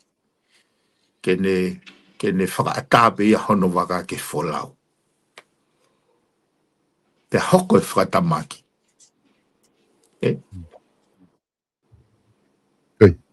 Pena e mei whewhe. Aia ko nofo whakakaukau he whahako koe nono ki pestei. Ki hono tae toka ngai fo i tai mention ko ia. Wai whake ai mau inga ke tau ave kuretiti ke feitu tiwai. E kusio koe ke hanga whatonga. E mo ui, sena hanga he pure anga ia totongi fo i mo ui ko tō pena e mate. Peo takwalu mano. Ai ke nau saini ke oe te whawhaka ilo. I don't know ke he rikala tia mea koe. Ako tui te tau lue peo au ki ai. Ka koe foi mo ui koe ni e toko ni ma whana e mo ui. Koe whakamatala koe whakamatala koe i he Royal Commission koe asika. Ka kai tangata ata bena e mo ui. He ngoto e wako ni. Katoa e vare moi. Ka kai whiwhine. Tanau mate katoa. Ai ko sio. O ku ou ia he whonuani. Ou he ngai whamire ni mawha koe ni. Ai whakapapa ki tangata i koe ni. Had it not for his courage, his faith, ia moe ne whei lau. Ko uhinga e koutui, nā ne mateu ia ke whetauraki moe tutuni e mawhai. He ne tui o kai ke whea, ai tutuna nau whai. Aia ko whanongo ke ne tala noa, ai mahu inga koe ke te mau loto lahi ke te rea, ke mea o te tui ki ai. Tainga tau o te huluni e tau whia. Ke more o wha. Ai ko kusio, koe mai alalo ke kanoloto. Pea koe au si ain, oe tau kua au. Ka koutui solo, koe kawen he mea une o kune hanga whaloto lahi. Mantu ko wha tānoa ta koe O ku kai ha ku asenita pe ko ha mea ko nofo ke engineer. Ko mea pe mai no ka te au ko e tau mua ke pure ile rei. Ai tu hawa fonua. Ko e navigate ko he fufo i space ko ya pe ko fufo i unknown ko ni. Makatunga pe ya he ki kasa ke tahulu hulu. He ki kasa ke tahulu hulu mato. Pe aku kau e vahe tanta iko ni mo kwa ngai sio e kwa usia ke ne mo ke tokoni au pito. He ku mahino ka au ene lau maari nei kai koe mawhai ki ai. Koe talanoa koe he ono analaiso koe he kau historia. Koe nau whakamooni koe pe he is a man of principle.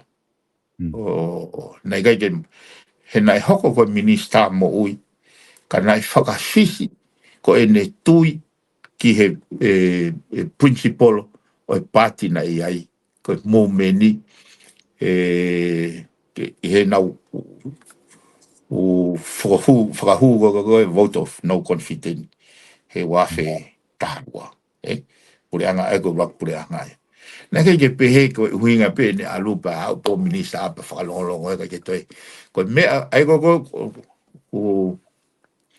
o na fanko o lawat ko ai favorite quote. And I behe democracy is not about power. I got democracy go now it's about good governance. It's about justice. It's about what is fair. My voice of the voiceless ke lava o ngona he whare area. Ai o ko mawhana he mea go ia pe ko whakaamu mai solo. E whanongo e kau whare area, moi kau whare area ka hoko mai.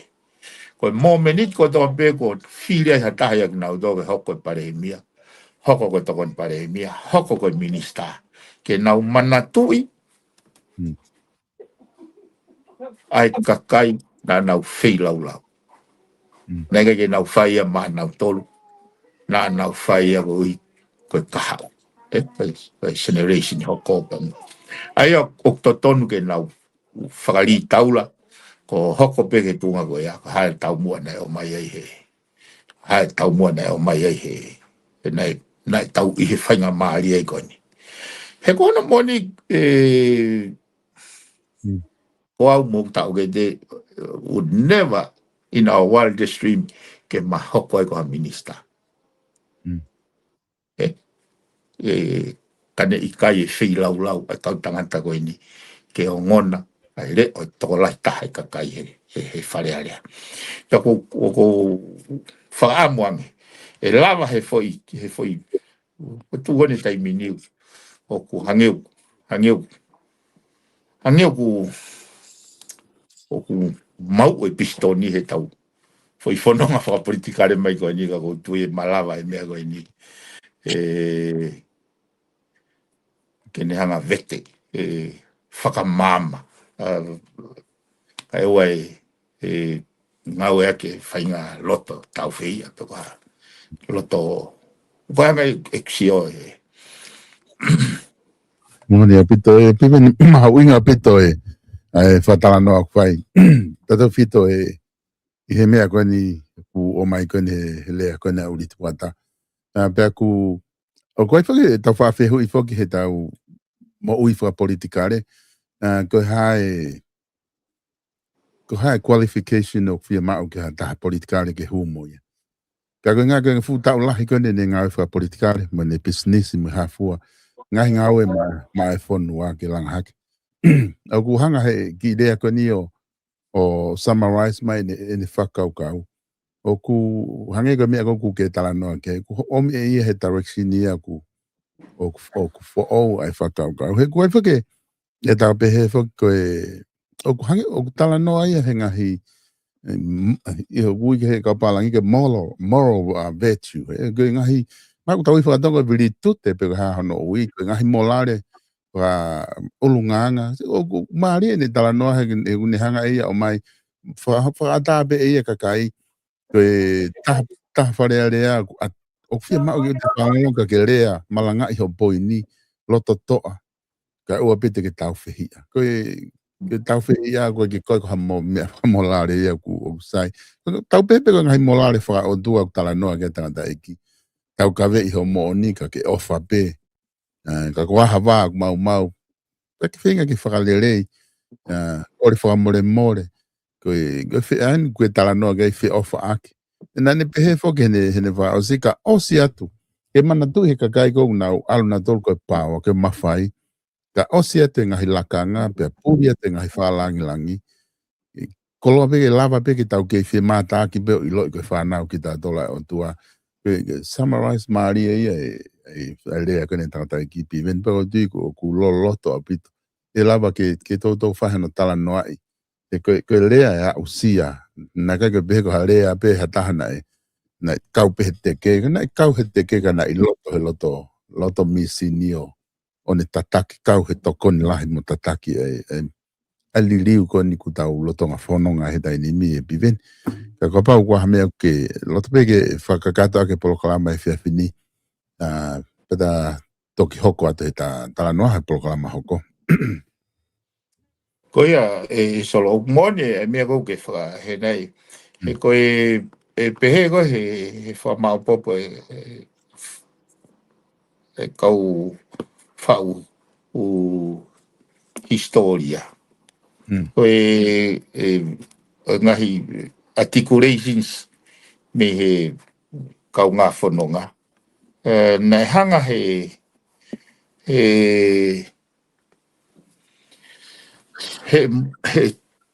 ne tui fish o ne pehe o ne whaka frame in political struggle ene whailau whaka politikare ke ne lau pe u struggle go ia u pore go ia ko ene moral duty o very similar a vito e ku sio go nau ia a Chris pa mo tanta ikoni o spa mo atfoka Chris la he umea na ku wa kompete wilo me Chris ka nga ku malo lo pe ke ulava ngau aki ke pehe ko me ke ne hanga fra maua ke kutui ke fra matala mai ke kakai o mahu inga ia he ko nga he ke mo ui ka une a o ni ona tau hiwa ngo fulu o kune na kai ke u whakakau o kei lava rea lelei ka nau toke o vare whanongo mea u lava to rea lelei pe ko amanaki ke u alo whakatala noa gia he uien koe ni he ko tui te umau hanga koloa lelei he koe fu taimi whaingata koe ni u pau ke iai ha whainga mea ke neanga vete mea koe ni so he nau whaifo ke koe osiko koe e purea pa nau whakalave ki he palove ape e kau Vietnamese ko ho to beha fo ia kau ke kai when eating a fruit whakakau ke tō tahana ne tō ai ako sio ko whainga reminder ki he kau politikare o e ahoni ke nau whakakau ki he original intentions o e kau politikare e kohiri soko e koe tahnai koe ni nei whiri whare area taha hiwa fitunima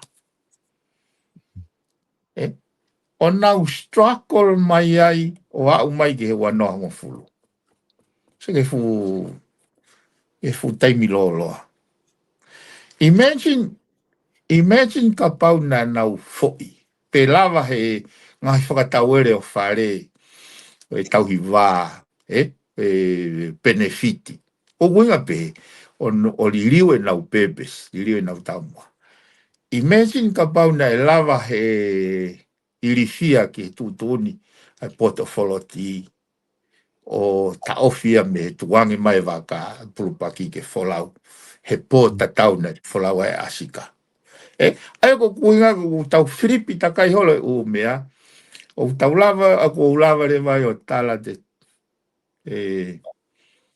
moni pe ai rea ia ko ko comes the hour comes the man ai nei neongo pe ko hai ka koe nau hala whanonga na nau fōu mai ai. They were not an ordinary being. They were tau bebe na o mai pe ki nau tolu. Ke nau, ke mea ngau e ki nau tolu he otua. Ki tau au mai ke a koe. Ai koe angai koe ku whakau kau. Ai mau inga rewa ka au. Ke tautou maranga i whakakau kau. Ki he kau politikare fō. Hange koe tato ko ua koe. Mei wawa taha no, mai eu ko da moni to tonu ke nau tangutu hi fo si o mo whakau kau. Hai uhinga nau tangutu ai ai, koe whei lau lau a hai na wa wai ki ai. He nai kai ke pehe na loto a whare a rea katoa ke kanetai aua mokoi e ne a whioke. E mea nei, whei lau lau ke kau tangata i koe. Ai o ko uhinga ka pau te nau nofo whakau kau. O hai nai whei lau lau age ni, koe hae nau original intention. Koe hae nau tau mua. Ke o mai sea koe ni keha. Ko tui te kapau te nau lava ia, te nau lava o ikuna i nau shokita. Pa nau o hake whawhonga kakai o malonga. E nau whako whatongia. O te uku, mahina bito ai whatara noa koni, mai whakau kau koni whai kei ai whatara noa piwen. Take, koe... Solo, te u whaosa toi ki pe ai ki keisi koni lau alo whanonga. Te koe keisi koni o kumau inga. Pau to ton pe ke awea pe ke ka kai pe mo, kai makatonga he tōna. Mana tuina ai o hake i whare a lea, koe taimi ko kou whoki mai ai ka pau alu hataha o li riu ka kai. Aina hake he minista alao pa koe pare mia. Pana kai whoki o tui ki ai. Pe au whakatontone mea koe. Koe ne toki hoko ne fwoi keisi pe hen. Henna tula ko ia e so. O sea keisi e ki moa. Ngai keisi koe ki moa koe whohalahi na o li riu ka kai. Koe. Pea mate koe ne tangata iki. Ko ia ko ia whalahi. Pea whoki mai rewa ke ne greime api. Toki whoki mai rewa ia o toi liriu kakai uri et mitong. O osi koe ne uri et miti pe hanga rewa he minisaya o ange api. O re sisita. Ko ngā koe whalahi. Tutuni rewa whamaulahi. Mo whakamautangi. O kala. He kono uhinga koe kono titemen. Ai koe whiwhiu koe titemen pe ko hae ea hoko he taimi o e pekia. Ai koe pekia koe landholder. Koe whiwhiu ko hae ea hoko. Ka koe uina e lolo tonga mūri he taimi koe ia. Te keke o hanga he lao kere ia. O tapui ke ai ha muri e mau kere i tonga. Aia ko pau koe tonga pe. Paka pau koe whohalahi koe kanake o sili riu ka kai. Ko ku kai ke lau koe ia he lau kere koe tonga. Pe alu rewa kere ia ke he whohau ko. Ai koe tūnia koe e whakamau he. O mo foi keise ua ku ngau e koe. Ka koe foi hopo koe ni sa landmark case. Koe neongo ai u whaka tūtoni koe kai ke ko ngai o lao tene hanga o specifically state o ke go o riu ka kai ai muri ko faile ha funua ke moi riu ka kai mai go hatonga na alo riu ka kai petoki ai ko fu to ka ko ni foi ke Spain petene lava hi tu ni go ne ai fa ma o vete ai fifili go ya pa ko no sai be ka au ne ngo ku hoko me go ni ke family go ni ka ko fa ma ke bete na hanga pe to e na fei lau ai mau e tau pe ai nunu o e na e hoko e ko tene fata o tai na e toi ai toi nga family he ko whanongo ho po chen wen pe tu ia ko ngo fai tu i fai ko liu pe more tu i fai ko li admiti ko foki mai chen wen pe na tu ia na tolia pa ko sio ku hoko ai ke si hange apia o ku wa na fai nga va ka ko tu without a doubt e hanga he ke sko ni o vete ai palparema ke ngai ke tunga wi ngai e family he ko fo ke si ben pa ko ke ska si ben kai lava he mea go ni ko fai tutun go ni e lava leva mahino e ko me go ngo i ko uhi ko hanga ia ine ausia o more pa tokon ni hopo ko ni o fa mo nge peke mo family ga ye ospa na mau kana lau ia ko whakafou mai pe ai isiu ia nau tolu ke ne vete ai mea o afu ia e funatola he koe keisi koe ni na wak foki mai ai fohalahi ia o re-admit kato malolo ai mau api koe o ngahi keisi koe ki mua ko alo au whamauanga nai malolo mau api pa nau toko mai o whai whetongi ai fai ai re-admit go ke mawe na tanga tai fonua ma dine li riwe lao e wa mafitu ke faka ata ai kautonga e go ki mo go ka wo ki fo matala pe ki mo go wa mafitu ko ho li riu ka kai pe o ku lao ia ko ke hanga ko tinai mai ho o sit sentonga to ko ile ke lao go ia ko tonga ko ki mo go wa mafitu pana e fai le faka le lei i he lao he waf mafitu ke whaka ata ai re-admit ke ai ko hatonga nei alu ko ne alu to whinga ke mau ha whinga maari ke ono family pe atare vai he osko wafitu ke foki mai o re-admit mai ke ne mau ne passport tonga dual citizenship ai koe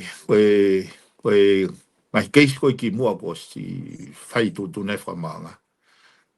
Nai toki mate e nau tamai pe koe mate witou, pe koe mate ai len holda, pe toki o mai o li liu ki mui. Ka koe fui whehu i whakalao ia, he aho koe mate, ko hai e aho ko.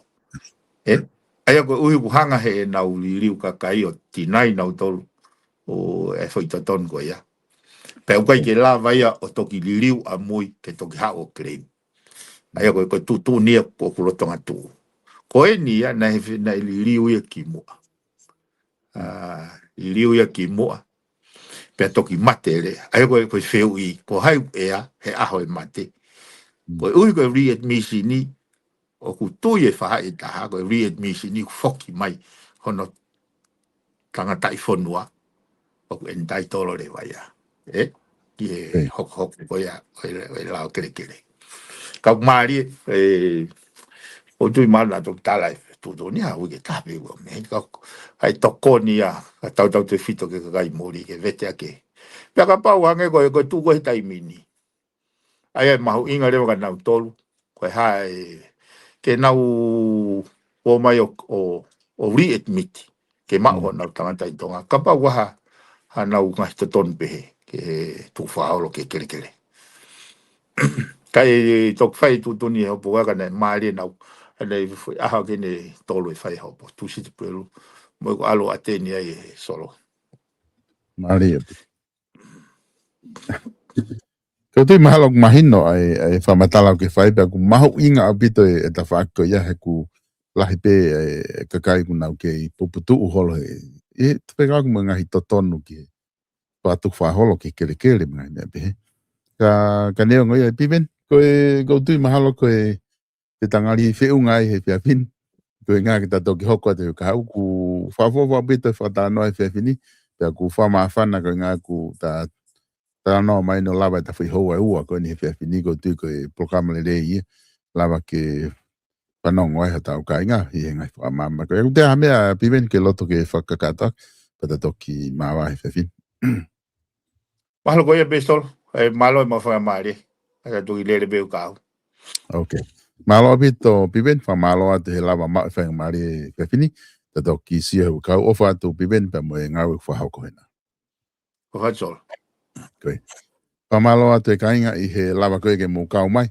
i he tau programa e fini ko tu ko programa le yen ku lava ke fa hokot neongo ko hoene ua e tau i he programa ka neongo ku lava le fa tala noa mati ko ma o be fa nga mari e pe ko ni ma fa na pe fa ta no tau hoko tu pe ko ni ku lava le ia pe fa malo la het ke ti motor ko fa mo mo ka pa na ya nga hingo na ka i te tonu ke lave i te programa ko ni o ku ate ko fa mo ke te moto ko na mo fehu i ko ke lava ke ma fa nga mari ke fa hu atu ai a mo ka ta ki pe ma ko tau programa hoko to ki fenga ke pakakata atu ai nga fehu i ko ya ka fa o sa mo no fa malo i tau nga hi ka sponsor ko ya na fa to ni mai South Pacific Loans no balungiau valvalu hipa valvalu ka ta no ia ko ama ni moni la asaki ko mori ko ka ta no fa hinga me pe me no si pang i fia ma si pe ala ke lahi